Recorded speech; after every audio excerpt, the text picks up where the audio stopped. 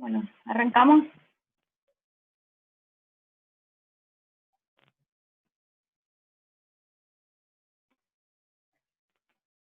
Bien, hoy veremos la segunda parte de la clase de tumores y veremos sobre lesiones tumorales y lesiones de tipo quística y fibroóseas que afectan a los huesos maxilares que no son de origen odontogénico.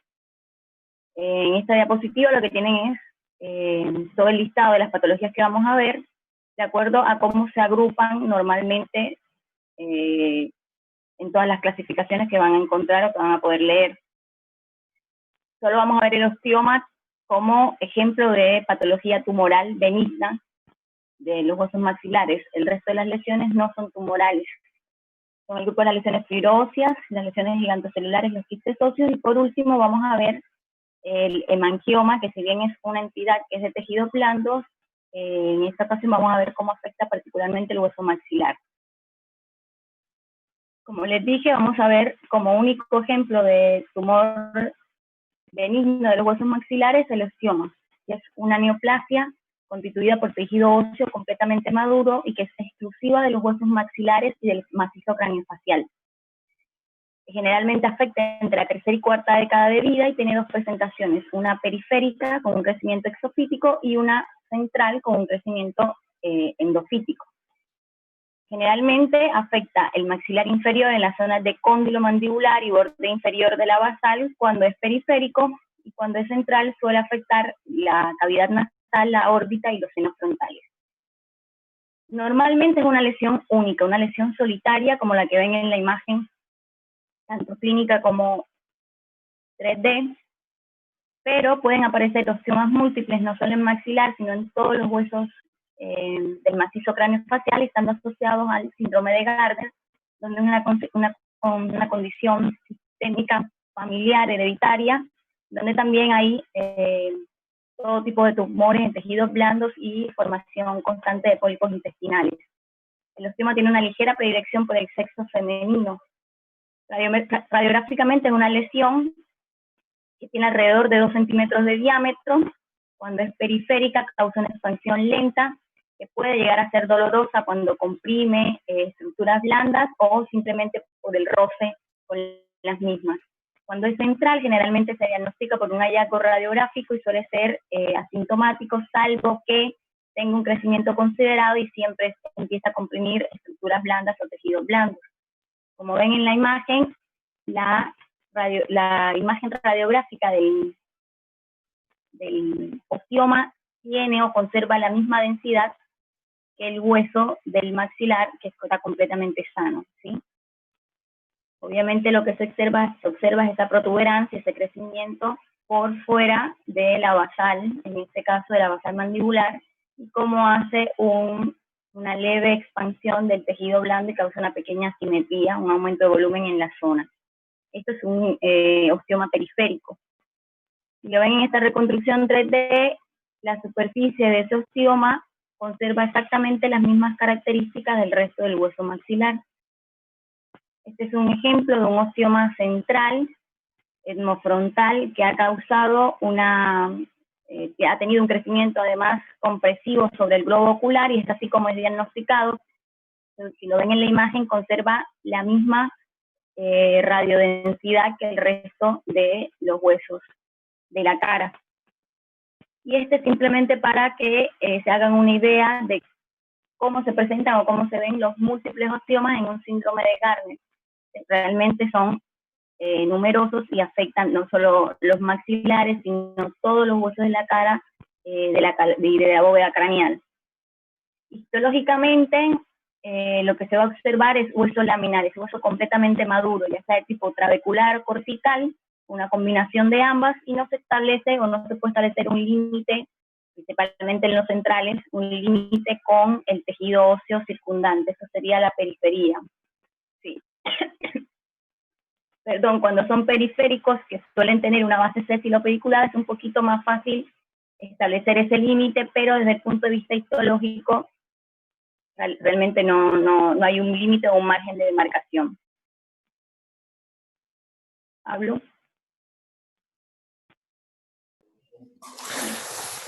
No, estoy. En el tratamiento, básicamente son resecciones de la lesión. Cuando son periféricos son mucho más sencillos de sacar, porque tiene ese pedículo donde uno con una sierra o con algún elemento de corte, como puede ser un piso surgery, puede hacer una demarcación de la lesión y hacer la resección fácilmente.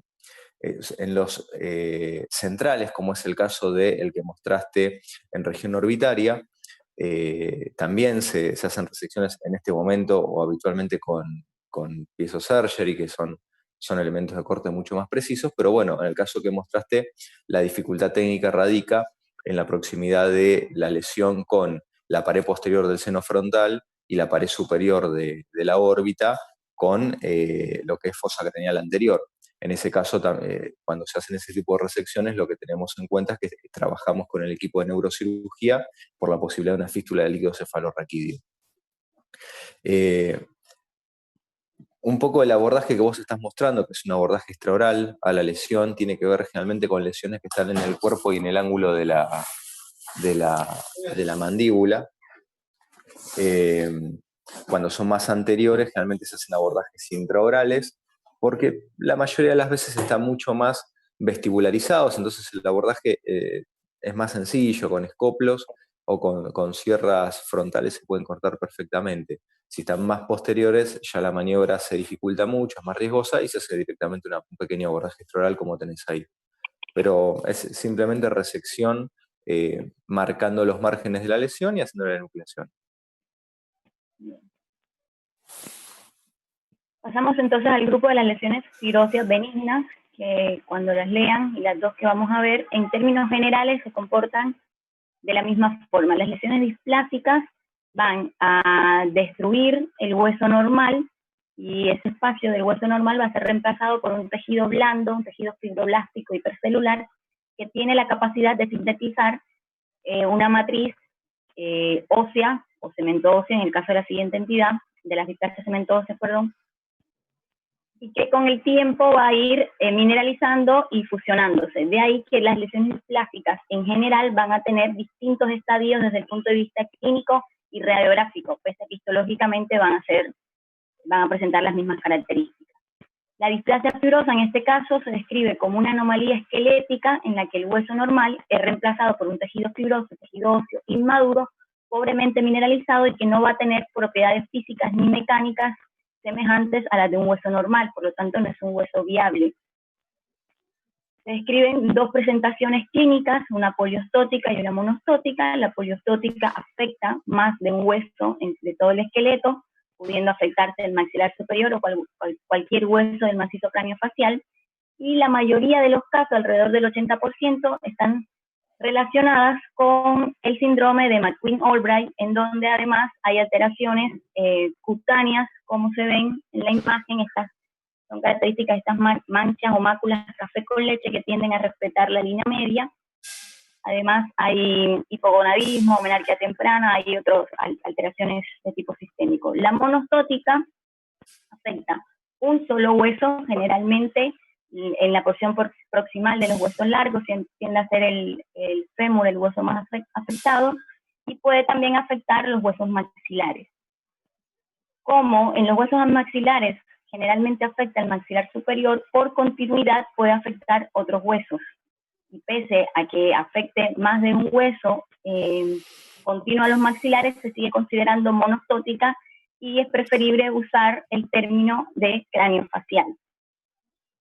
En estas imágenes radiográficas, simplemente para ejemplificar toda la afección causada por una displasia poliostótica, ven las múltiples lesiones que van variando de densidad entre osteolíticas muy más mixtas y causa una deformidad en el hueso afectado. Esto en el caso de una poliostótica.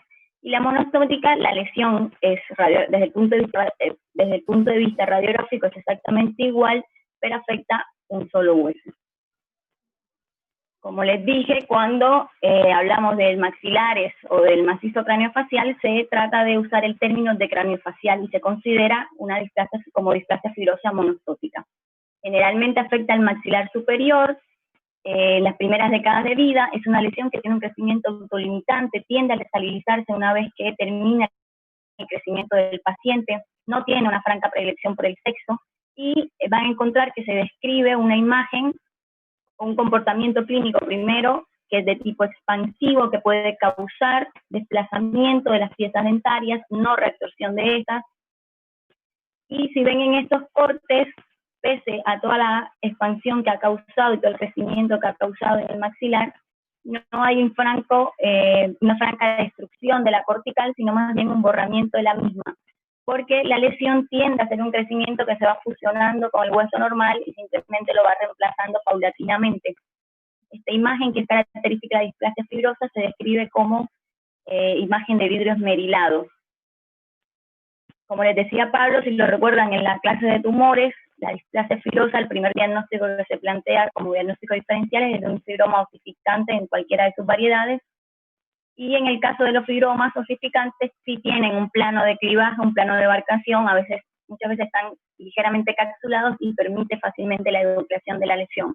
En el caso de la displasia fibrosa, este límite de marcación o esta diferencia entre la lesión y el hueso normal no se logra encontrar. Si ven en esta imagen cómo desplaza el piso del seno maxilar y todo el aumento de volumen y la expansión que causó, y que conserva esa imagen relativamente homogénea que bien se describe como hueso esmerilado. Como les decía al principio, la lesión inicia en un estadio radiolúcido con destrucción del hueso, por lo tanto los estudios por imágenes también van a ir acompañando al crecimiento que tiene desde el punto de vista biológico e histológico. Por lo tanto, vamos a ver lesiones que son inicialmente radiolúcidas, que pasan por un estadio mixto y tienden a ser mayoritariamente radiodensas, como el caso de estas imágenes. Si bien afecta con mayor frecuencia al maxilar superior, en esta imagen oclusal podemos ver cómo también causa o puede causar una expansión y ese crecimiento en el maxilar inferior.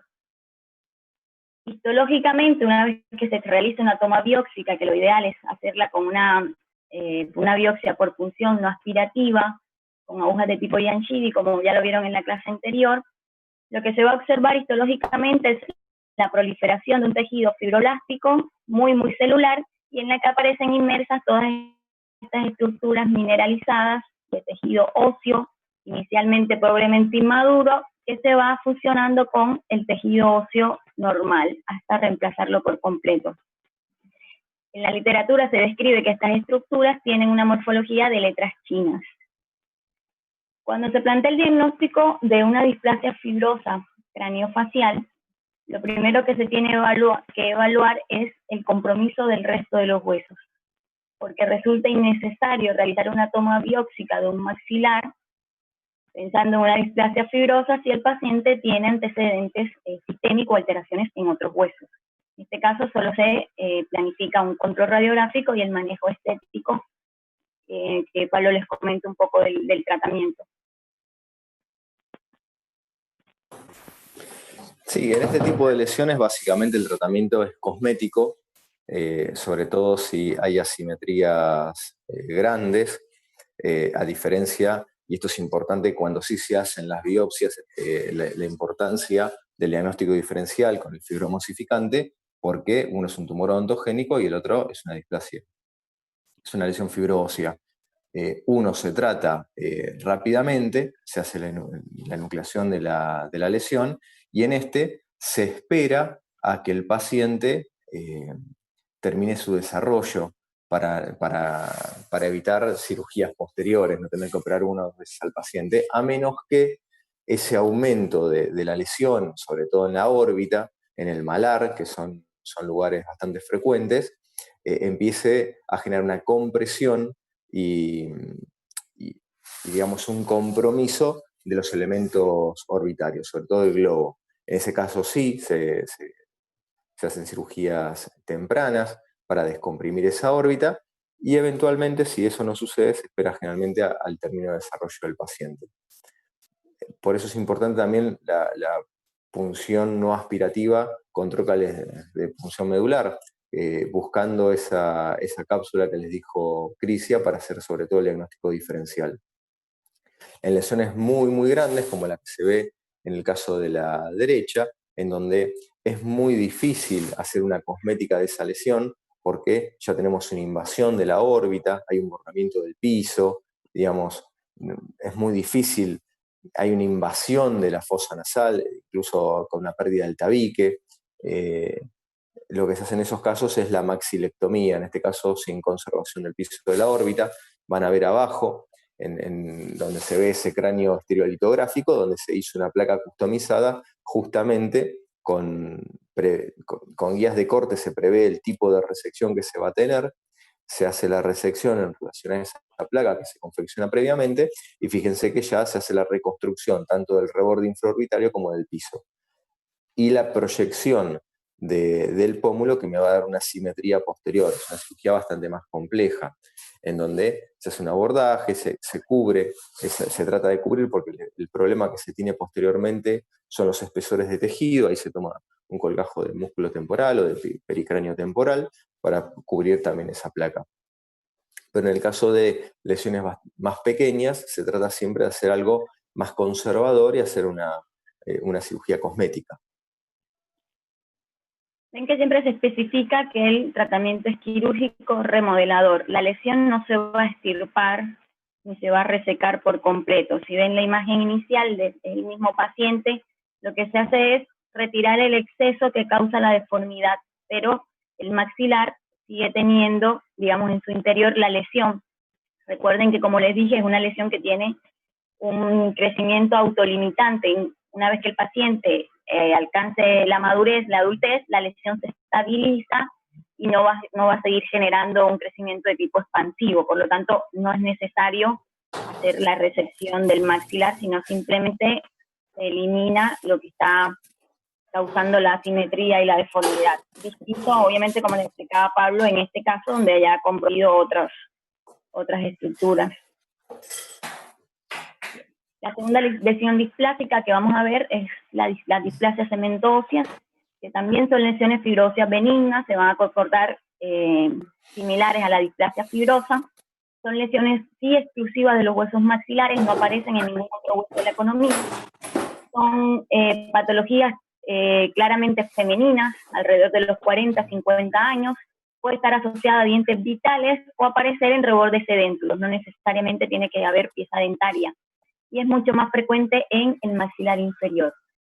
Las displasias cemento-óseas son lesiones de un tamaño menor, son lesiones pequeñas, suelen ser asintomáticas y se diagnostican generalmente como un hallazgo radiográfico. Por el comportamiento biológico que tienen estas lesiones, también, al igual que la displasia fibrosa, su imagen radiográfica va a cambiar de acuerdo a la etapa evolutiva en la que se encuentren. Y va a iniciar siempre como una lesión de tipo radiolúcida, y a medida que evolucionan va siendo una lesión mixta hasta finalmente ser mayormente radiopacas. Las displasias cemento-óseas desde el punto de vista clínico, radiográfico y histopatológico son exactamente iguales, pero cambia el nombre o la denominación de acuerdo a la localización que presenten. Están asociadas principalmente a incisivos centrales inferiores, se denominan displasia cemento-ósea periapical.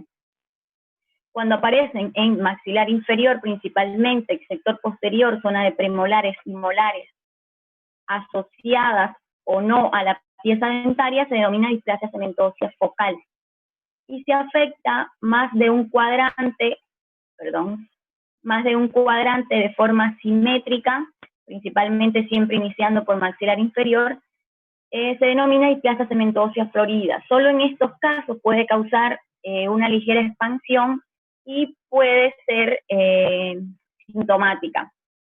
La mayor complicación con este tipo de lesiones es que al ser un hueso displásico que tiene muy poca capacidad de respuesta ante un agente infeccioso, ante un proceso inflamatorio de tipo infeccioso, se terminan comportando como un secuestro óseo, y en el caso de la displasia cemento-ósea florida se hace diagnóstico diferencial con los cuadros de osteonecrosis maxilar asociado a bifoconato, porque el comportamiento clínico es muy, muy similar al de estos cuadros. Por eso siempre es importante, una vez que se plantea el diagnóstico de displasia cemento-ósea, principalmente focal y florida, averiguar o indagar por el por los antecedentes medicamentosos que tiene el paciente, para el fin de descartar un cuadro de osteonecrosis maxilar asociada a bifonatos. Radiográficamente, como les dije, las lesiones van a ser dependiendo del estadio evolutivo en el que se encuentren. Si ven esta periapical, es una imagen que es principalmente radiolúcida asociada al ápice de la pieza dentaria y que fácilmente puede ser diagnosticada como una lesión de origen endodóntico, de origen pulpar, que ya ha afectado el periápice. Sin embargo, se observan alrededor del premolar, se ve una lesión claramente radiopaca, sí, y respeta en este caso el ligamento periodontal, no siempre es lo que pasa, puede estar fusionada la pieza dentaria. Y si ven en esta imagen se observa un ligero límite radiolúcido, que es un halo radiolúcido que las delimita, es muy común observarlo. Generalmente las lesiones más radiodensas tienen ese aspecto algodonoso o motoso. Y en este caso, que es una periapical, ven que hay un ensanchamiento del ligamento periodontal en los centrales y como inicialmente es una lesión que es totalmente radiolúcida y que, como les decía, puede ser confundida con una lesión de tipo periapical inflamatoria, y por eso es importante determinar la vitalidad pulpar de las piezas dentarias asociadas. Para remarcar, cuando se asocia a incisivos centrales inferiores, es una distancia cementosa periapical. Ven que en este caso ya empiezan a aparecer pequeñas áreas radiodensas de la lesión. Cuando afecta el sector posterior del maxilar inferior, ya sea con o sin dientes, es una displasia cementosa focal. Ven que acá se ve bien el halo periférico radiolúcido que rodea a la lesión, que la delimita. Y siempre que se plantea un cuadro de displasia cementosa focal con una radiografía periapical, es importante evaluar la totalidad del maxilar para descartar que haya focos en el lado contralateral del maxilar y que no estemos ante un cuadro de una displasia cementosa florida. Lo ideal es que estas lesiones se diagnostiquen con la imagen radiográfica y se haga un control de las mismas sin necesidad de realizar una toma biópsica.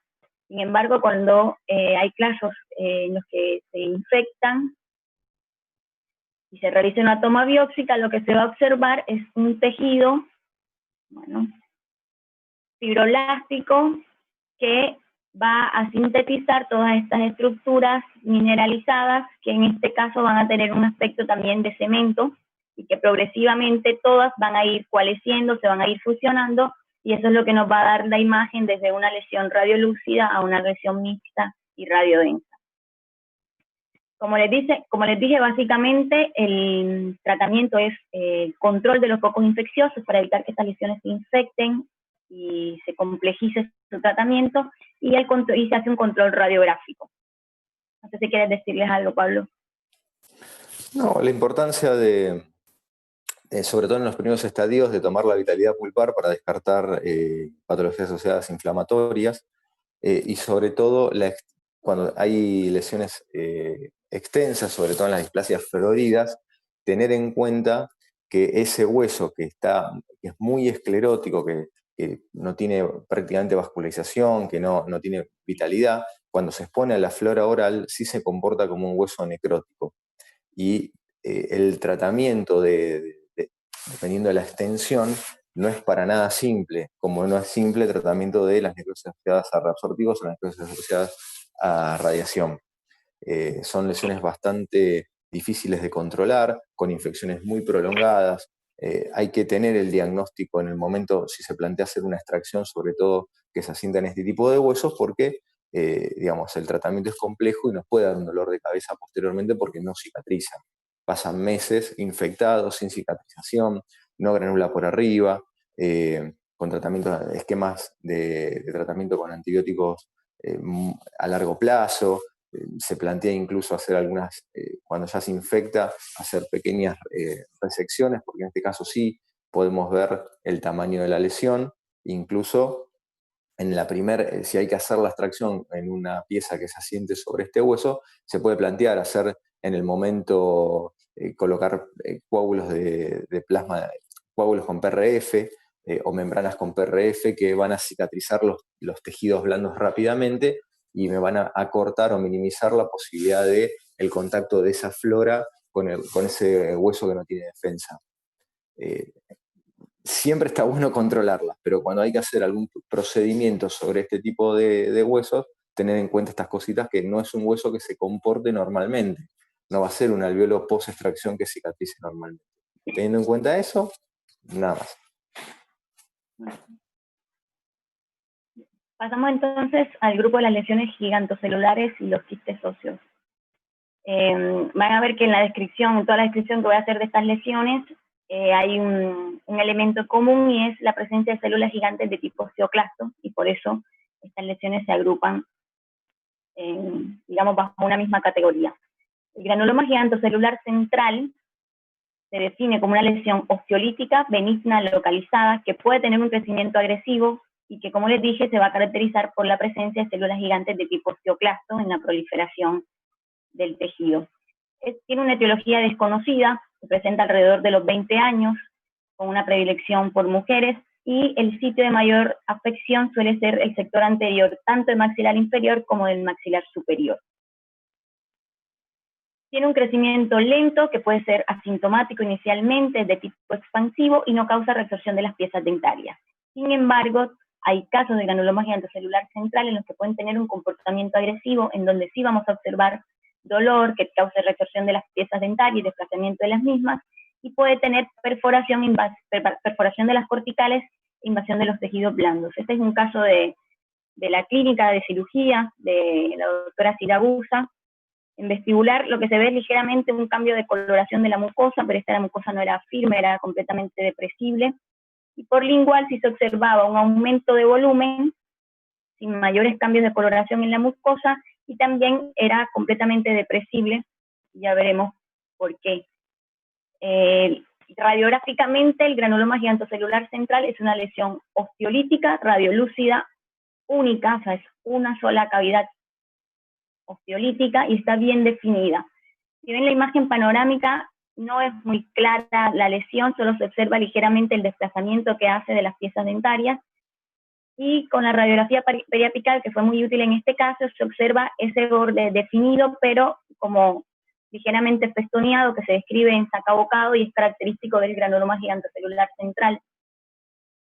Esta imagen nos observamos, esta es la raíz de la pieza dentaria, y vemos como hay una total ausencia de la cortical lingual, por eso era completamente depresible la mucosa el lingual, y también ausencia de la cortical vestibular. La lesión ya había perforado las dos corticales. Perdón. Ahí estoy de vuelta. Histológicamente, lo que se va a observar en un granuloma gigantocelular central es una proliferación no encapsulada de células monoclonales, ya sean de estirpe fibroblástica o monocítica, en la que aparecen las células gigantes multinucleadas, ¿sí? Eso es característico del granuloma gigantocelular central. Además van a haber focos de hemorragia reciente y algunos más antiguos con presencia de hemoxiderina, y suelen aparecer estas trabéculas de tejido óseo inmaduro o reactivo. Cuando se plantea desde el punto de vista histológico el diagnóstico de un granuloma gigantocelular central, siempre debe descartarse la presencia de un tumor pardo del hiperparatiroidismo, porque histológicamente las dos lesiones son extremadamente parecidas, son prácticamente iguales, y la clínica también puede ser muy similar. Esta era la imagen que veíamos del granuloma gigantocelular central, la clínica, sector anterior del maxilar inferior.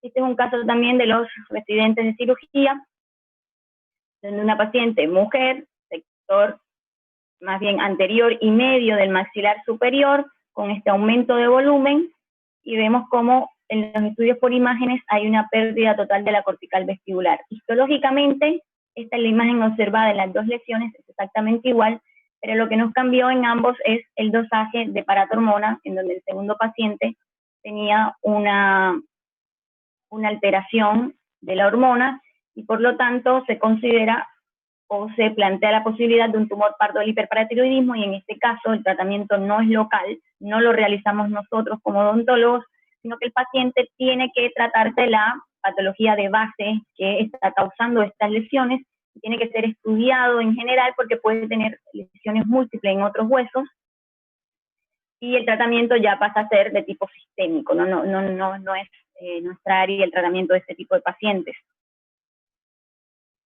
Cuando se plantea un diagnóstico histológico de un granuloma gigantocelular central para descartar el tumor pardo del hiperparatiroidismo, lo primero que se hace es solicitar un panel básico de marcadores de metabolismo óseo que nos indiquen un poco el estado del paciente entre la formación y la reabsorción del tejido óseo, y este es, digamos, una tabla muy básica de los marcadores que se solicitan normalmente en forma rutinaria. Serían como un ejemplo de marcador de formación más representativo, la fosfatasa alcalina ósea. Es importante recalcar que es la fracción ósea, porque también hay fosfatasa alcalina hepática y renal, y si queremos evaluar metabolismo óseo tenemos que pedir exactamente la fracción ósea. Otros marcadores que también son de ayuda y que nos indican que está el paciente en una fase reabsortiva son el TRAP, la excreción urinaria de calcio, de fósforo, la hidroxicolina urinaria y, por supuesto, la evaluación de la paratormona. En términos generales, todas las lesiones óseas, ya sean tumorales o displásicas, y las gigantocelulares, lo ideal es que se evalúe o se solicite una evaluación, aunque sea básica, del metabolismo óseo del paciente, como para evaluar un poco en general qué está pasando con ese paciente. Y si descartamos un tumor pardo del hiperparatiroidismo, el tratamiento del granuloma gigantocelular central es completamente local. ¿Pablo? Sí, primero la importancia de diferenciarlo del tumor pardo, que es el tratamiento es endocrinológico y no tiene nada que ver con una cirugía resectiva, donde incluso en congresos se ha visto presentar resecciones importantes de lesiones asociadas a gigantocelulares centrales y nunca se le hizo un metabolismo óseo. Eso te puede llevar hasta un problema médico-legal. En relación a los hilos gigantocelulares centrales, el tema es el tamaño. Cuando son lesiones muy grandes se puede empezar con una terapia con corticosteroides, donde hay una acción osteoclástica, apoptosis osteoclástica por corticoides, donde se puede achicar la lesión, incluso si es una lesión chica, directamente el tratamiento con esteroides. Cuando es una lesión de tamaño, de 5 o 6 centímetros de diámetro, se puede empezar con una terapia con corticoides, achicarla y después hacer una enucleación, dependiendo si es en el maxilar superior, en el maxilar inferior, como tenés ese caso, se puede posteriormente hacer algún tipo de regeneración ósea con hueso autólogo o con hueso heterólogo. Todo depende también un poco el tipo de destrucción ósea que haya generado. No es lo mismo una tunelización del maxilar, tanto en la mandíbula como en el maxilar superior, que reparar un defecto de 4 paredes, donde si es una lesión pequeña hasta no es necesario la reconstrucción ósea.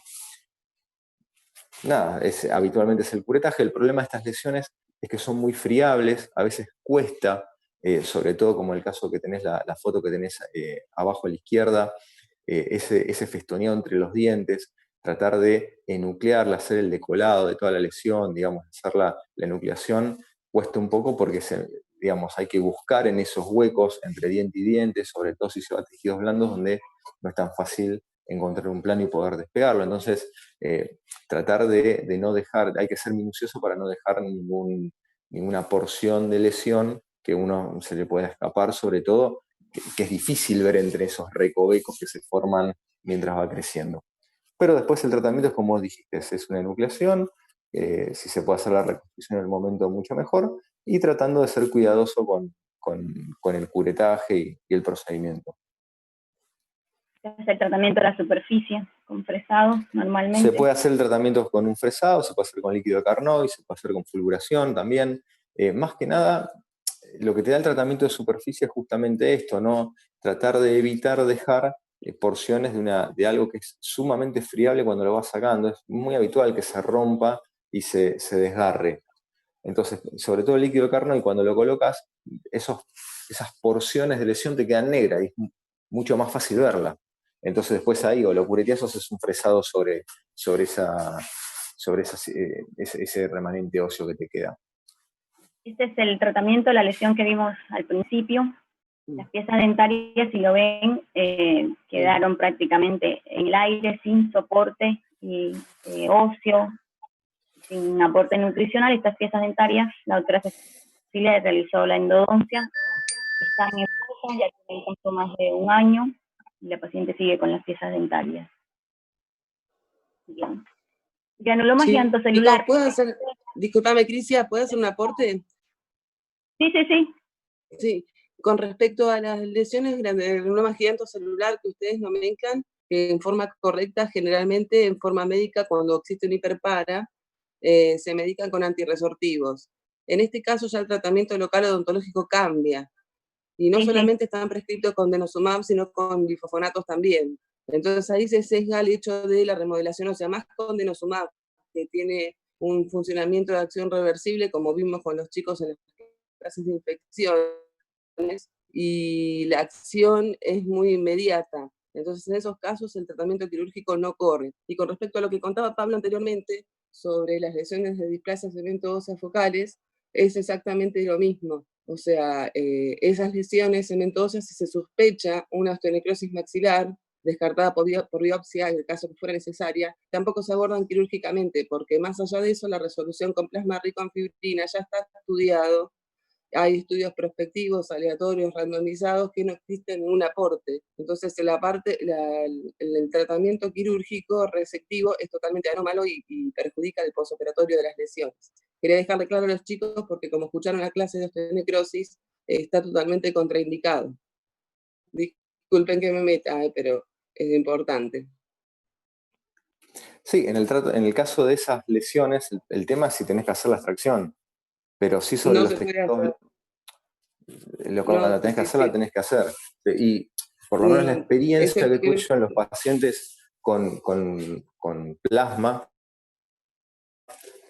con coágulos de plasma, los tejidos blandos cicatrizan bastante bien. De hecho, tengo un caso de un pediatra que estuvo casi 1 año y medio con procesos infecciosos. En pediatría funciona diferente. No, un pediatra, no en pediatría. Era un médico pediatra. Pero un en médico verdad pediatra no que se la existe pasaba evidencia. medicando, se la pasaba medicándose. Lo comento más que nada porque en cirugía 1 les van a comentar o van a escuchar que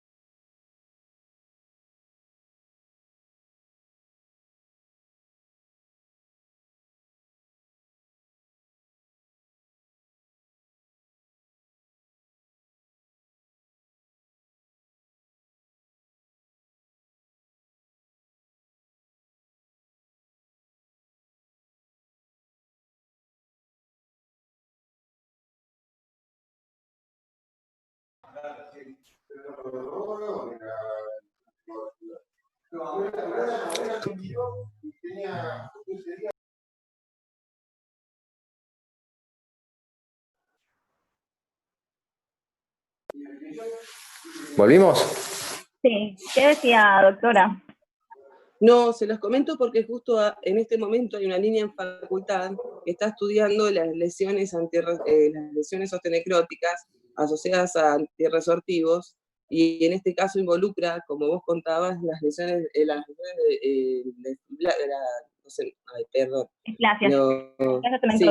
displasias óseas, las displasias tratadas con antirresortivos. Y realizando, como vos decías, Pablo, el tratamiento con colocación de plasma rico en fibrina. Ya hay estudios prospectivos aleatorios randomizados donde implican que no hay ningún beneficio en el tratamiento con estas lesiones. Si bien puede haber una recuperación local de tejidos blandos, y Pero ganarse eso, de alguna eso clase fue de lo que aclaró recompensa. Pablo, que era para tejido blando. Por eso, claro, Pero No para promover la reparación ósea, que fue lo que dejamos claro, que tenía muy poca capacidad y era compleja. En algunos casos si se usaban, era para tejidos blandos. Sí, eso tienen que tenerlo claro. No sé si por ahí se pero perdió el tejido necrótico pero queda sí, fue lo que dijo. No Está probé bien. demasiado no probé mucho avance para tejido óseo, pero es solo para tejido blando, ese caso, esa Está ayuda. bien. Lo Quería que aclarar eso Pablo. quería aclarar eso para no contraponer lo que se ha dicho en la clase de infecciones y no confundir a los chicos. No, pero creo que no hemos dicho nada hasta ahora en que vaya en contradicción. Sí, y Por otra ahí cosa me que se quedó un puede... poco así la idea, pero no. Pablo dijo que era para tejido blando. Simplemente una aclaración, porque ya está Sí, comprobando está que bien. inflama. Por ahí quedó en el aire, se entendió así, pero No. claro que era para tejido blando. No, el plasma rico en fibrina nunca es en tejido óseo, nunca se recupera. Y Y en lo que este sí se caso, puede aclarar, que me olvidé de decirlo, es en relación a los hiperpara, los tumores pardo, dependiendo si es primario, secundario o terciario. Digamos, obviamente nosotros no nos vamos a encargar porque si es un hiperpara primario, que es un adenoma de paratiroides, obviamente lo va a resolver el cabeza y cuello haciendo la enucleación de las paratiroides. Si es un hiperpara en un paciente dializado, un hiperpara secundario, bueno, también el tratamiento se va a realizar entre el nefrólogo y el endocrinólogo, y si es un adenoma de hipófisis, bueno, lo mismo. Por eso es que nosotros no nos metemos en esos tratamientos, básicamente. Y acá, creo que por ahí también quedaba eso en el aire, es que el uso de agentes farmacológicos para el tratamiento de un granuloma gigantoccelular central es en lesiones extensas con un comportamiento agresivo y no es ese es el tratamiento único y de forma crónica. Se hace en una primera fase para intentar achicar la lesión y luego hacer el abordaje para realizar la enucleación, ¿sí? No es que el paciente va a quedar de por vida con un antirresortivo o con corticoides, ¿sí? Eso es a lo que se refiere esta parte. Sí, yo ahí, la verdad que probablemente Silvana tenga en antirreabsortivos mucho más experiencia que yo, porque yo la verdad que nunca he tratado un gigantocelular con antirreabsortivos. Sí, se usa generalmente en pacientes más chicos, es que lo han... Claro. Yo he visto solamente 2 casos. Sí. Pero bueno, está aclarado, son lesiones extensas y agresivas, y como les dije, es un primer momento, no es el tratamiento definitivo para la lesión. ¿Sí? Claro, pero como el mecanismo de acción del denosumab tiene un pico plasmático tan importante, hay que esperar 6 meses posterior a que el paciente deje de consumirlo para que la droga se excrete totalmente. Sí. Claro. Gracias. Disculpen que me haya metido. No, para nada, gracias. Bien. Veníamos por acá. El granuloma gigantocelular periférico es una lesión que afecta al tejido blando, pero está agrupada en esta categoría porque histológicamente es común, es igual al granuloma gigantocelular periférico. ¿Sí? Es una lesión, una proliferación localizada que tiene un origen reactivo, a diferencia del granuloma gigantocelular central, que tiene una etiología desconocida. Acá se puede establecer la causa, generalmente está asociado a la presencia de biofilm, a patología ortodóntica, a patología protética, y esa proliferación va a presentar, como les decía, células gigantes multinucleadas de tipo osteoclasto. Es una lesión común en la encía, o que aparece en la encía, o en mucosa alveolar de zonas edéntulas, y mayormente en el maxilar inferior. Puede ser una lesión de tipo con un crecimiento tumoral, con una base sésilo pediculada, con un color rojizo o azul violáceo, que tiene una superficie ya sea lisa, ulcerada o ligeramente papilomatosa. Puede haber una pequeña indentación del hueso alveolar adyacente, por lo tanto nunca debe descartarse la realización de un estudio radiográfico para precisamente evaluar si hay compromiso de esa superficie ósea.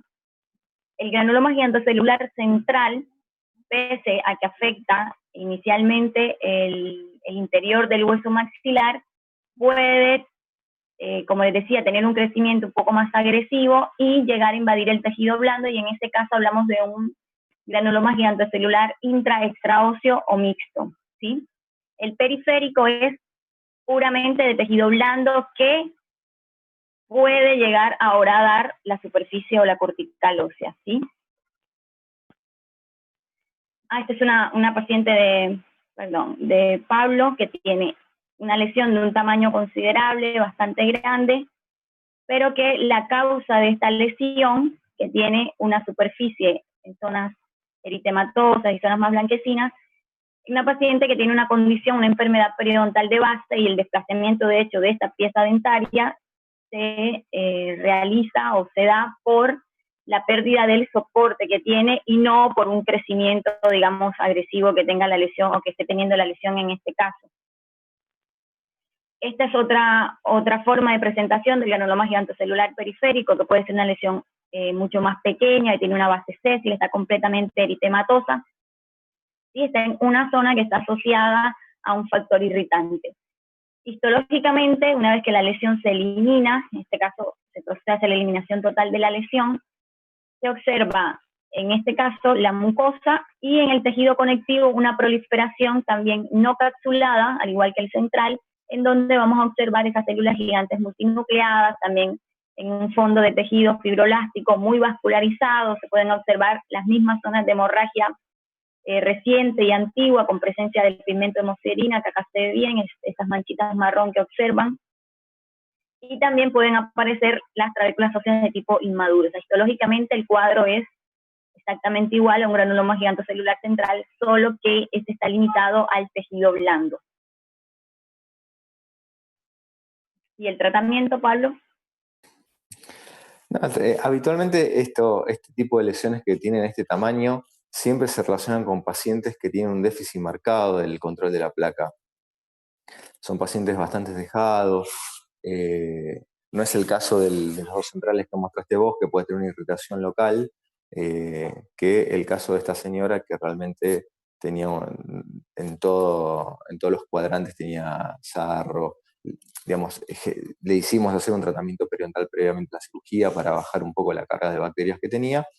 Y en este caso, o en estos casos, lo que se hace habitualmente es la delimitación de esa lesión. Se hace una incisión delimitándolo, buscando tejida sana, porque como es una lesión inflamatoria básicamente, tiende a sangrar bastante cuando uno hace las resecciones.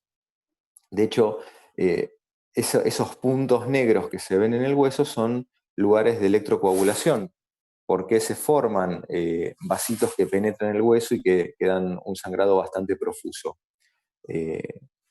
Nada, con un electrobisturí la hemostasia se hace muy rápidamente, se hace la enucleación, se hace el decolado de toda esa lesión y en este caso se hace una sutura a puntos simples. No tiene mayor, como es periférico, está asentado sobre el hueso, la realidad es que el tratamiento es bastante sencillo, salvo un poquito lo que le dije recién, el control de los posibles focos hemorrágicos, que si tienen electrobisturí o cera para hueso, es algo que se soluciona muy, muy fácil. Así que ese es básicamente el tratamiento. Y sí, tratar de que esos pacientes tengan, sobre todo en esta señora, un mejor control de la placa, que a veces los hábitos del paciente son bastante complejos. Pero nada más. Hay que eliminar los factores irritantes porque la lesión puede recidivar. O una prótesis mal adaptada.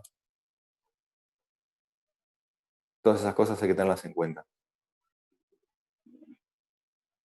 El querubismo es una condición hereditaria, autosómica dominante, que afecta con exclusividad a los huesos maxilares y se caracteriza por presentar un crecimiento de tipo expansivo de los maxilares. Afecta de forma simétrica los cuadrantes de los maxilares, principalmente el maxilar inferior. Tiene las manifestaciones clínicas en la primera infancia y preadolescencia. Al nacer, los pacientes no son diagnosticados con querubismo, no se notan las alteraciones. Tiene una ligera predilección por el sexo masculino y al igual que, si recordamos, la displasia fibrosa tiene un crecimiento también autolimitante, pero a diferencia de la displasia, este tiene un comportamiento de tipo regresivo. Los pacientes pueden presentar una mejoría de los cambios expansivos que tuvieron una vez que alcanzan el pico de crecimiento o cuando llegan a ser adultos, que no pasa con la displasia fibrosa. Si bien el querubismo es una lesión que es de tipo hereditario, en el 80% de los casos hay un mínimo porcentaje en el que pueden presentarse como, digamos, el paciente cero en un grupo familiar, donde no hay ningún antecedente. Y como en la lesión, este tipo de crecimiento, este tipo de patología no es detectada al nacer, sino recién entre los 5 y 6 años que tiene el paciente, entonces puede pasar los primeros años de vida completamente desapercibido. El querubismo tiene una manifestación clínica que es muy particular. Los pacientes tienen estas fascias así como bien rellenitas, sin embargo no son esponjositos, son pacientes que tienen todo el maxilar una consistencia que es medianamente firme. Cuando afecta el maxilar superior, por la expansión que se genera, lo que hace es que compromete el piso de la órbita, elevándola, y el globo ocular se vierte y los pacientes quedan como mirando siempre hacia arriba, y por eso el nombre de querubismo, porque se parecen o tienen esa similitud con los querubines, ¿sí? Estos pacientes tienen muchas alteraciones a nivel dentario, porque este crecimiento expansivo genera desplazamiento de las piezas dentarias, deformidad en los huesos maxilares, y con esa deformidad y ese crecimiento, pues vienen todas las alteraciones dentales, ya sea exfoliación temprana o retraso en la erucción, rotación, giroversión de las piezas dentarias, ¿sí? Estos pacientes, si bien tienen una carita firme, el hueso es muy propenso a las fracturas. Ahora vamos a ver desde el punto de vista radiográfico por qué. Y estos pacientes no realizan deportes de contacto, no pueden jugar al fútbol, no pueden jugar al rugby, ningún tipo de deporte de contacto o actividad de contacto, porque son propensos a las fracturas, ¿sí? Radiográficamente, esta es la imagen característica de un querubismo, que son múltiples cavidades muy chiquititas, generalmente cavidades de tipo quístico, cavidades osteolíticas, que van a estar ocupadas por células gigantes multinucleadas principalmente, ¿sí? Esta es una sección de ambos maxilares y ven cómo va desplazando las piezas dentarias. Acá no hay ninguna alteración dental propia, sino que es producto de ese desplazamiento y ese crecimiento expansivo que tiene el maxilar. Ven que la reconstrucción 3D se ve como un panal de abeja, que es como se describe normalmente en la literatura. Estos pacientes, ante este cuadro clínico, obviamente este es un cuadro clínico que habla por sí solo, pero hay lesiones más tempranas, en edades más tempranas, que no son tan invasivas, y cuando se plantea el diagnóstico del querubismo debe evaluarse los antecedentes familiares para constatar que no haya o no un antecedente familiar, o si es un caso esporádico. Cuando se realiza la biopsia, lo que se encuentra es, como les decía, células gigantes multinucleadas en un tejido fibroelástico muy vascularizado, y es muy común la presencia de zonas hemorrágicas. Si me lo preguntan, no es muy diferente el cuadro histopatológico de un querubismo al de un granuloma gigantocelular central, ¿sí? Por eso mismo están agrupadas todas bajo la misma categoría de lesiones gigantocelulares. Lo que nos va acá en realidad a marcar el diagnóstico, a determinar el diagnóstico, son el estudio general del paciente, el cuadro clínico del paciente, ¿sí? ¿Y el tratamiento, Pablo? El tratamiento puntualmente depende de cada paciente. Digamos, en general, en los pacientes donde hay una invasión de la órbita, sí se hace una cosmética tratando de evitar, como hablábamos de la displasia fibrosa, los compromisos de los tejidos blandos orbitarios. Es muy complejo el tratamiento en relación a estos pacientes, sobre todo si son casos graves, cuando tienen alguna fractura de los maxilares, porque, en primer lugar, cuando uno resuelve habitualmente una fractura, que habitualmente es en la mandíbula, la posibilidad de colocar los tornillos y las placas de reconstrucción no es la misma que en un hueso normal, no cicatriza como un hueso normal, de hecho la fijación de esas placas es muy compleja, hay tornillos especiales para este tipo de huesos, donde el paso de rosca cambia mucho, parecido a de los huesos osteoporóticos, donde se genera una mejor fijación. También se puede hacer una tutorización externa, pero le deja, deja marcas en la piel que son bastante feas, umbilicaciones que son feas estéticamente después del tratamiento.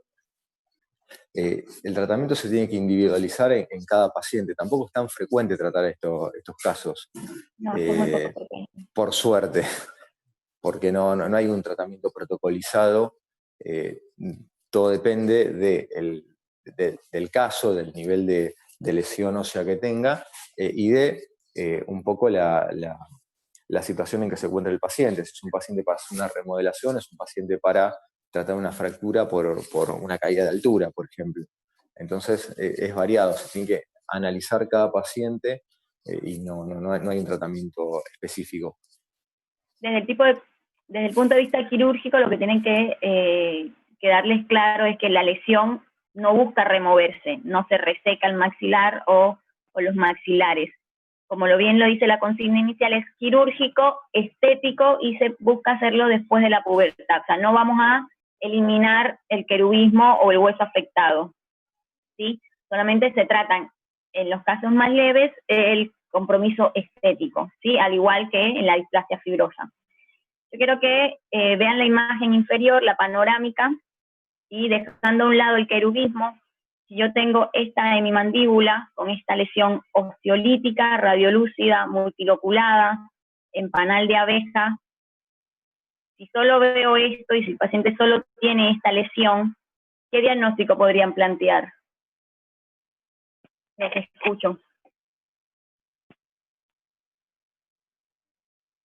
Si se animan.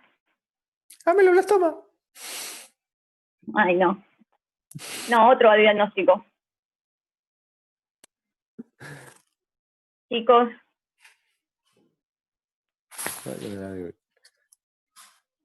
¿Nadie se anima? Al chat no lo estoy viendo. Si alguien lo escribió.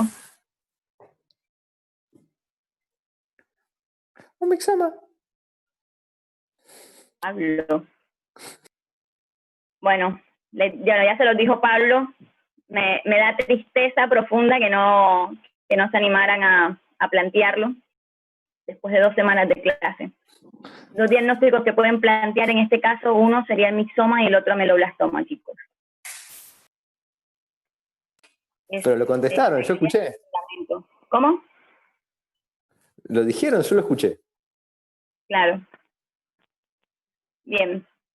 Dentro de las lesiones gigantocelulares, que son muy diferentes, están 2 entidades que son el quiste óseo aneurismático y el quiste óseo simple, anteriormente denominados pseudoquistes cuando se trataba de los huesos maxilares, porque, como lo vamos a ver, no presentan un revestimiento epitelial, y es característico en los huesos maxilares encontrar un revestimiento epitelial por su origen odontogénico o embrionario, ¿sí?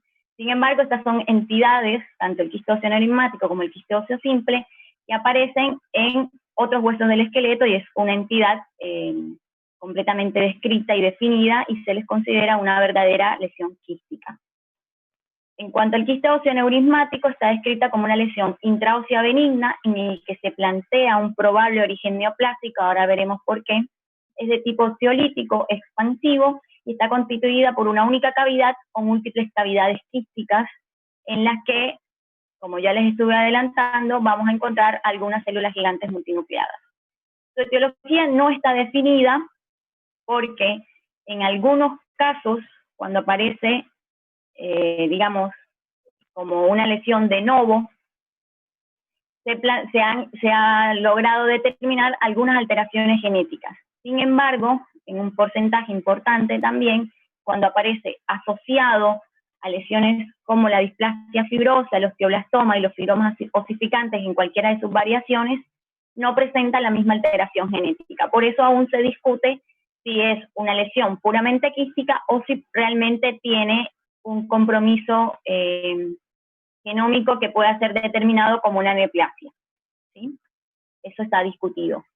La mayoría de los casos ocurren en pacientes jóvenes, generalmente en las primeras décadas de vida, tiene una predilección por el maxilar inferior en el sector posterior del mismo, afectando mayormente a hombres. Clínicamente lo que se va a observar es un aumento de volumen que causa una asimetría facial, muchas veces puede tener una sintomatología dolorosa, pero los dientes involucrados suelen tener vitalidad. No debe asociarse en un primer momento a la falta de vitalidad en alguna de las piezas dentarias. Puede causar desplazamiento y movilidad de las mismas, reabsorción de estas, y en lesiones con un crecimiento expansivo considerable incluso pueden llegar a causar ectoftalmos. Radiográficamente es una lesión osteolítica radiolúcida unio-multiloculada bien delimitada, que es la imagen que vemos en la radiografía panorámica, osteolítica, en este caso multiloculada, con unos márgenes bien definidos, incluso es posible ver el tabique óseo que separa las cavidades. En este caso causa desplazamiento de las piezas dentarias, pero como ya les había dicho, puede causar reabsorción de las mismas. En los estudios por imágenes complementarios es posible ver, y si lo ven acá, la presencia de un nivel a nivel de la imagen, y eso nos habla un poco del contenido que tiene esta lesión de tipo quístico. Ven que esta cavidad que causa una considerable expansión de la cortical vestibular, no estaría completamente ocupada, sino semiocupada por ese contenido que vamos ya a ver en qué consiste. Esta imagen es muy linda, muestra esa expansión y adelgazamiento que tiene la cortical vestibular, en este caso el maxilar inferior, y cómo causa la asimetría, el aumento de volumen que afecta a los tejidos blandos y causa esa asimetría facial en el paciente. Una vez que el clínico aborda la lesión, planteando quizás en un primer momento la posibilidad de un quistosio aneurismático, va a encontrar una cavidad semivacía o semiocupada, como quieran verlo, y un material sanguinolento, como muy friable, se describe como de aspecto de una esponja embebida en sangre.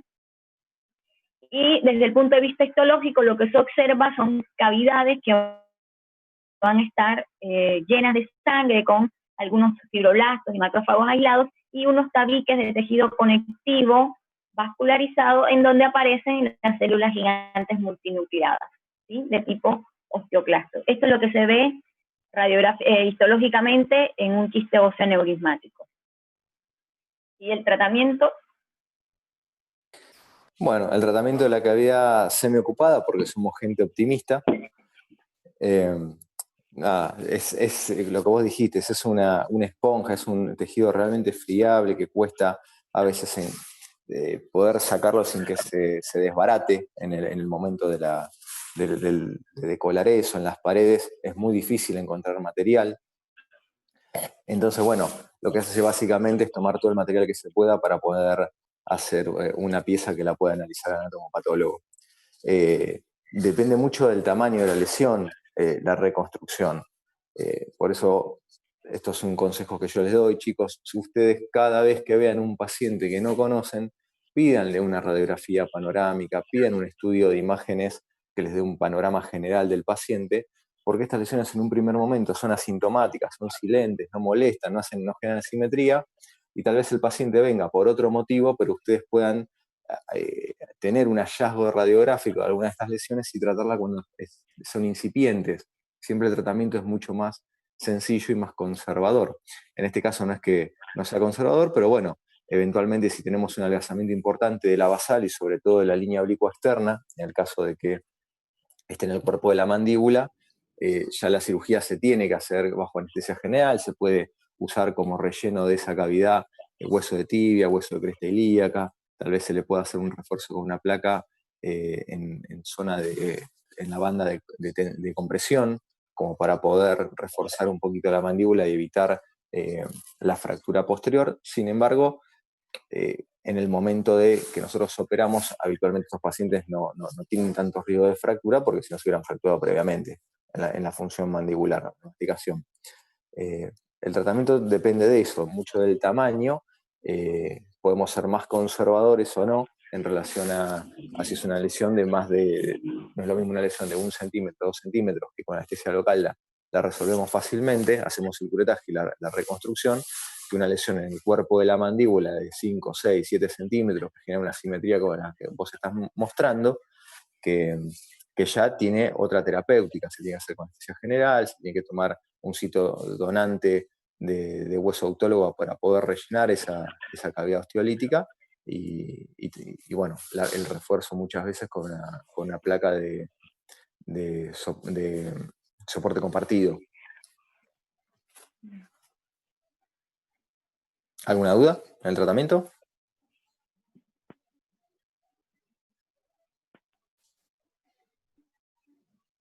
Bueno. El quiste óseo simple, o como también lo van a encontrar, quiste óseo traumático, hemorrágico, unicameral o solitario, es una cavidad intraósea, al igual que el quiste óseo aneurismático, no tiene un revestimiento epitelial y puede o no tener un contenido seroso o sanguinolento.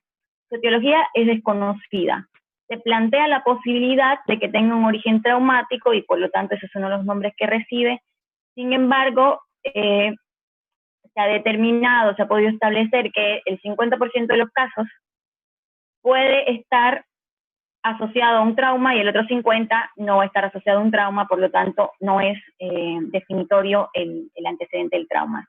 Sin embargo, una vez que se plantea o que se sospecha un quiste óseo simple, lo primero que uno indaga es si el paciente tuvo un antecedente de trauma. Sí, no se le descarta, pero no se puede tomar como que es la causa principal. Se diagnostica entre la segunda y la tercera década de vida. No tiene una predilección por sexo si pensamos en todo el esqueleto. Recuerden que estas dos quistes son lesiones que afectan cualquier hueso de la economía. Sin embargo, en los huesos maxilares se describe una ligera predilección por el sexo masculino.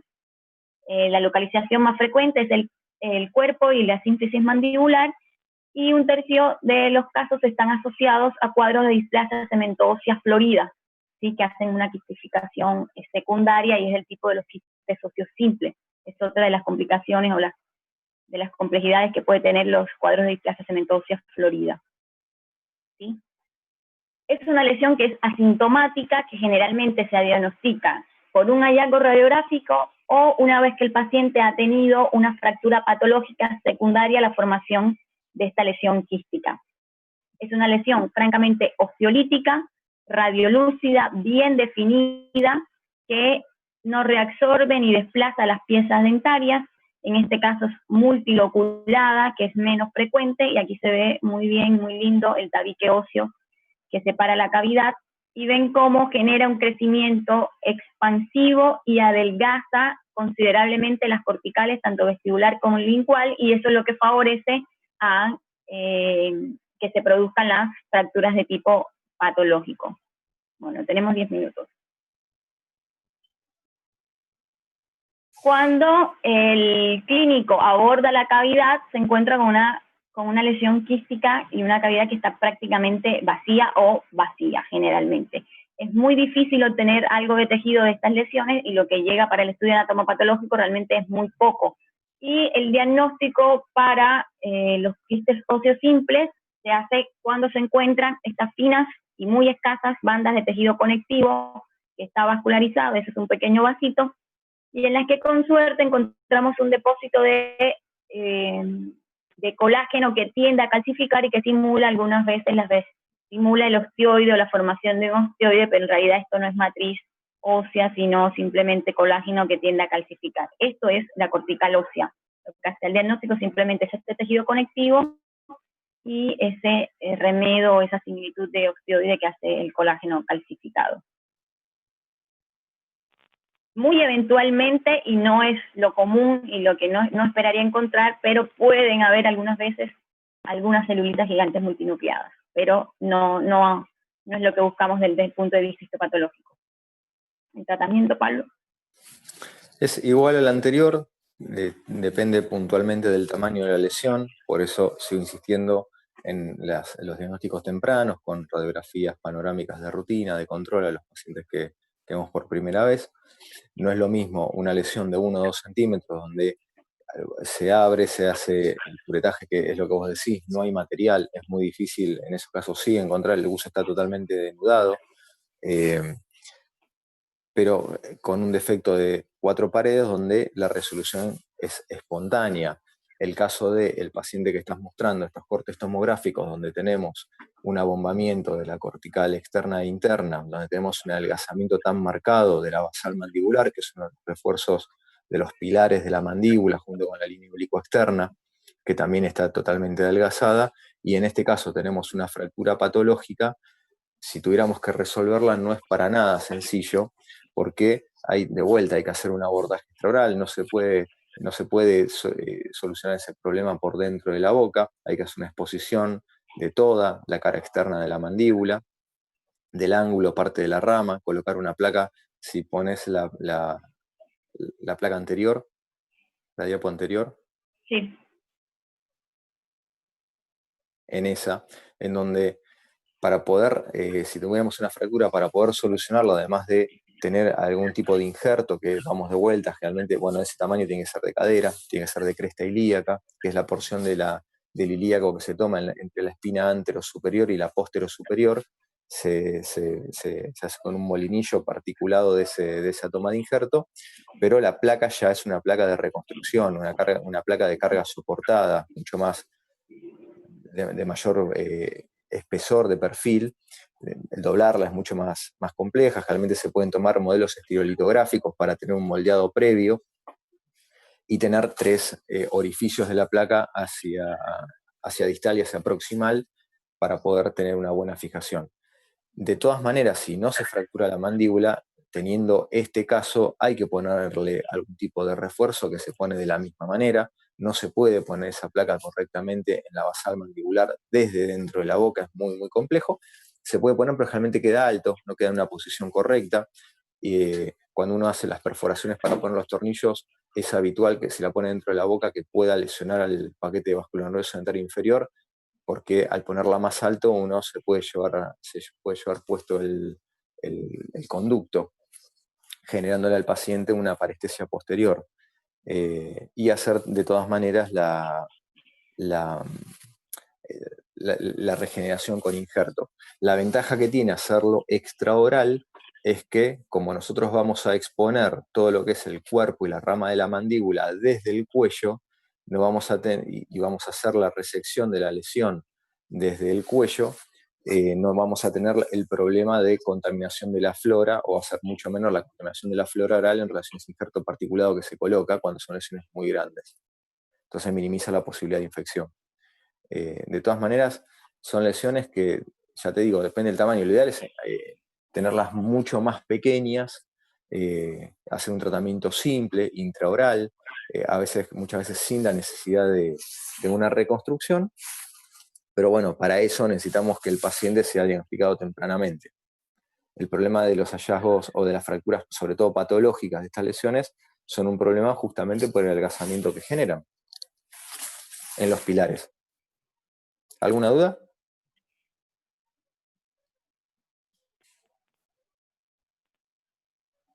Bueno. Tenemos 4 minutos, vamos a ver si terminamos. El hemangioma, como les dije al principio, es una lesión que es de tejido blando, ¿sí? Acá proliferan vasos sanguíneos, pero algunas veces puede aparecer en el interior de los huesos maxilares. El hemangioma, en términos generales, afecta mayormente todo lo que es piel y tejidos blandos de la cabeza y el cuello en niños y adolescentes. En los maxilares no es una lesión frecuente, pero también mantiene ese rango etario entre la primera y segunda década de vida, al igual que en tejidos blandos. Tiene una predilección por el sexo femenino, hablando del hemangioma intraóseo, y aparece principalmente el sector anterior y medio del maxilar inferior. ¿Sí? Si ven en la imagen, la reconstrucción 3D, esta es una imagen muy característica del hemangioma, que da ese aspecto como de hueso apolillado, son cavidades muy chiquititas, ¿sí? O en panal de abeja, que se describe también para el hemangioma. Cuando son lesiones pequeñas, se pueden diagnosticar, como les decía Pablo, con un hallazgo radiográfico, porque tienen un crecimiento inicial de tipo completamente asintomático, ¿sí? Cuando tienen un crecimiento más agresivo, pueden generar una expansión dolorosa de las corticales, movilidad dentaria y algunas veces sangrado a través de las encías.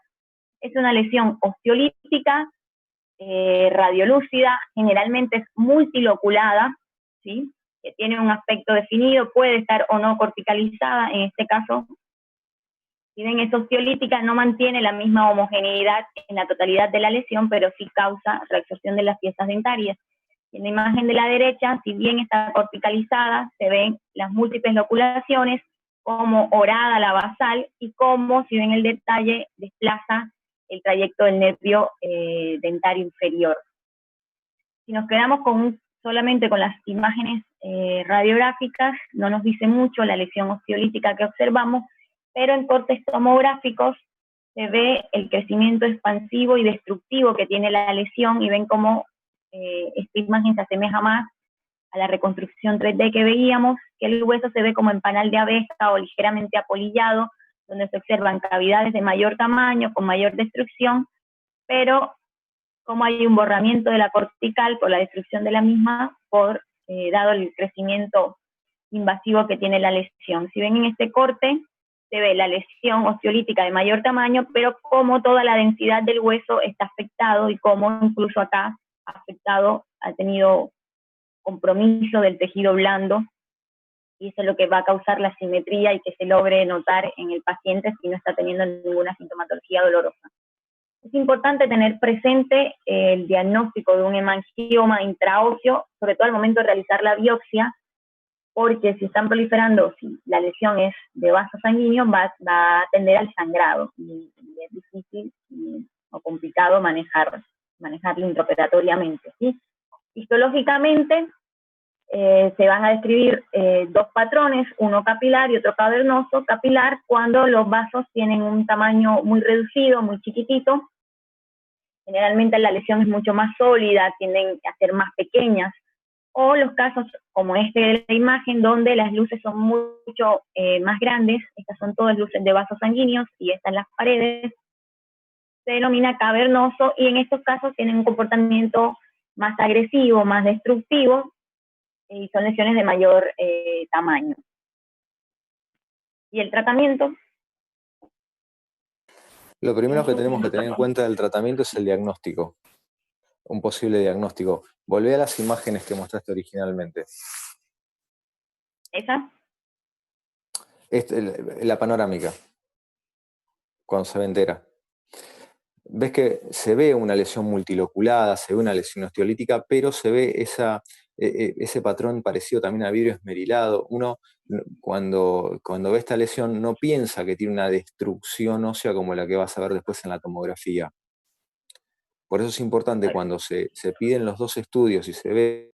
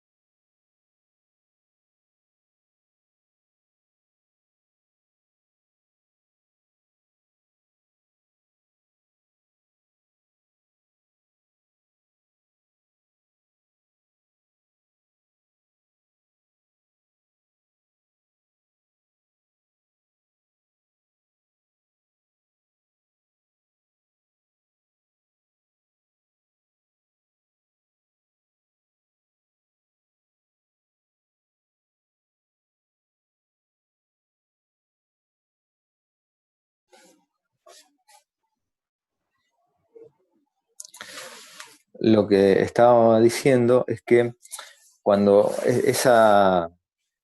si ustedes empiezan a ver lesiones, cuando ven un mixoma, cuando ven un ameloblastoma, con esas imágenes también, como les mostró Cristian antes, en panal de abeja, osteolítica, uno ya puede ver claramente la destrucción del hueso. Los hemangiomas que he visto yo, pasa eso, uno ve una radiografía panorámica generalmente, donde se ve una lesión osteolítica, pero uno no piensa en un comportamiento tan agresivo hasta que ve la tomografía, cómo se ven esas cavidades osteolíticas, esa destrucción de la cortical externa. Digamos, cuando uno ve la tomografía y los compara un poco, a veces llama la atención que no se relacione tanto. Bueno, los hemangiomas en general dan esa imagen. Entonces, si uno ya está pensando en que puede ser una lesión vascular, lo otro que tiene que pensar es hacer una angioresonancia, un angiotac, para poder descartar justamente una lesión vascular. Lo que dijo Crisia, que puede haber una hemorragia en el momento de hacer, por ejemplo, la biopsia, que puede dar complicaciones, y una mortalidad muy alta por un shock hipovolémico. Es muy difícil, no es que es muy difícil, a veces se torna imposible, entonces se abre esa lesión para hacer una biopsia y el paciente se termina muriendo. Entonces, es una complicación seria. De hecho, tengo colegas con mucha experiencia que les ha sucedido.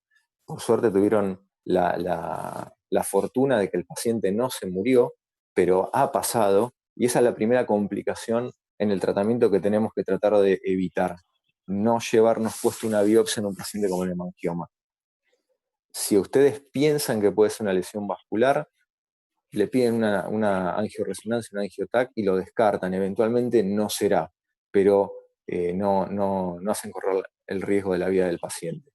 Y en segundo lugar, habitualmente lo que se busca con esos estudios vasculares es también buscar el origen tributario de las arterias que conforman la lesión. Habitualmente lo que se hace es una embolización con el equipo con un equipo vascular de la institución. Esto se hace en una institución generalmente multidisciplinaria, donde se pueda estar con otros equipos médicos, donde en este caso el de cateterismo le haría una embolización de la lesión con perlas de silicato, disminuyendo la posibilidad de perfusión sanguínea y mejorando la posibilidad de no tener una hemorragia en el momento de la cirugía. La cirugía se tiene que dar en las 48 horas posteriores a la embolización. La revascularización es muy rápida y ya el procedimiento de embolización no serviría pasando las 48 horas, hay que reembolizarlo. Y una vez que se embolizó, después llegar al mismo lugar bajo un catéter no es tan sencillo. Se hace habitualmente. Teníamos una imagen de una resección de esto, ¿no? Sí. Pasala. Habitualmente se hace el tratamiento resectivo con un pequeño margen de seguridad. Hay varios tratamientos posibles similares a los que habíamos hablado en los tumores odontogénicos.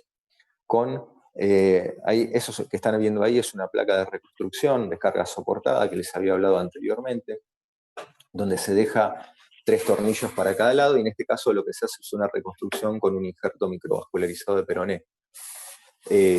También en este momento tenemos las placas customizadas, que también las hablamos cuando dimos las clases de tumores. El problema de estas placas es que eso que se ve en la pieza, que ven que hay una pequeña porción de un fragmento óseo que tiene un premolar, me parece que es ahí. Bueno, sí. En el caso de las placas customizadas no se podría hacer, eso es una retoma, donde el primer corte, el primer margen que se le dio a la lesión es insuficiente y se hace una retoma. Bueno, en el caso de las placas customizadas eso no se puede hacer, eso es uno de los grandes problemas que tiene. En el caso de las reconstrucciones con injertos óseos, bueno, ya sea con un peroné, o sea, un injerto libre de cresta, un bloque de cresta ilíaca, es mucho más fácil de solucionar, porque uno le da la forma, preforma ese injerto que toma y lo hace contactar con los cabos distal y proximal de la resección que hizo. Pero básicamente el tratamiento tiene que ver con eso, con una embolización, el diagnóstico originalmente, y después la reconstrucción. Obviamente en este momento las reconstrucciones con microquirúrgicos, con colgajos microvascularizados es lo ideal. sobre todo para la función posterior del paciente, donde en ese colgajo se le pueden colocar implantes posteriormente y hacer una rehabilitación. En el caso de los injertos de cresta, los injertos libres de cresta ilíaca, a largo plazo tienen una reabsorción bastante importante, muy marcada, donde a veces es mucho más complejo el tema de la rehabilitación oral. Incluso en los peroné se puede llegar a hacer lo que se llama en caños de escopeta, hacer un peroné doble, colocando con la misma porción del peroné, haciendo osteotomías y haciendo dos peroné uno sobre el otro, o hacer una distracción osteogénica de ese peroné, también se puede hacer para hacer la reconstrucción posterior implanto soportada. En este momento también se puede, incluso en ese peroné, hacer la cirugía virtual y colocar ese peroné con los implantes ya colocados en el momento del procedimiento, sobre todo si son este tipo de patologías que no van a recibir terapia radiante posterior, también se puede plantear. ¿Alguna duda con el tratamiento?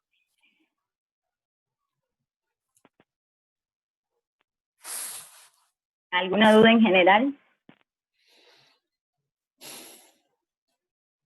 No, ¿Alguna duda de la clase anterior? ¿Alguien iba a hablar? Sí. No, que estuvo claro. Buenísimo. Okay. ¿Y de la clase anterior alguna duda? Profe, a mí me quedó una duda, pero de esta clase, cuando hablaba de displasia fibrosa, que decía que como que el tratamiento era sacar el exceso de la lesión, y que explicaba que si tenías un paciente adolescente, que lo mejor era esperar, porque era una lesión autolimitante, pero ¿cómo sé en qué momento tratarlo eso? No sé si se entiende la pregunta. Sí. Siempre vamos, si bien, como te dije, se espera que el paciente termine de crecer y que hay una edad estimada tanto para mujeres como para hombres, donde se alcanza el pico de crecimiento. Eso es, digamos, en la primera concepción, pero luego lo que pasa a ser tenido en cuenta es las complicaciones que tenga el paciente. Si el paciente está teniendo desplazamiento de piso de órbita, complicaciones nasales, ¿sí? Ahí ya no esperas que el paciente termine de crecer, sino que tratas la complicación antes. ¿La abriste? ¿Sí? Ah, ok. Sí. ¿Sí? Pero se espera eso. Lo ideal es eso, que el paciente alcance el pico de crecimiento. Si es hombre o si es mujer, se va determinando, ¿sí? La edad. Claro. Pero también se tiene como segunda consigna, y que no es porque sea menos importante, es las complicaciones que esté teniendo el paciente, ¿sí? Y ahí se empieza a evaluar si se espera o no que el paciente termine el crecimiento, ¿sí? En lesiones que son como las que vimos, que era solo maxilar superior y la deformidad no era tanta, el paciente incluso ya se operó un poco más grande, ¿sí? De hecho, hay muchos pacientes que no llegan a tener una simetría facial y el crecimiento es totalmente localizado y pasa totalmente desapercibido.